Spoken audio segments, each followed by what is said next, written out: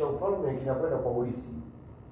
Basi yaani swali langu ni kwamba kwa nini wapo wanaongoza ni wengi, lakini kwa nini yeye kumtie yaani ndio mtu anaongelewa sana katika historia ile eneo? Kwanza naseme it was very beautiful. Alikuwa mzuri sana. Yaani yaani umbile lake na muonekano wake na roho yake na matendo yake alikuwa anaendana na jinsi alivyo. Yaani kwa ufupi alikuwa mwanamke mzuri, anayejua kuongoza, anayejua kuishi na watu wake. Alikuwa mwanamke wa shoka kwa hakika. Ndio maana nasema nimepanga kuongelea wanawake kwa sababu wanawake, bila wanawake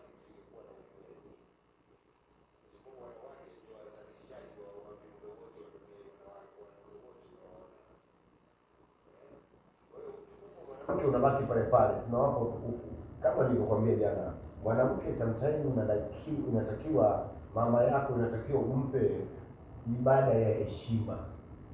Hata jana niliona ulisema swala kwamba mama yako ndio mwanamke ndio ibada ya heshima. Yaani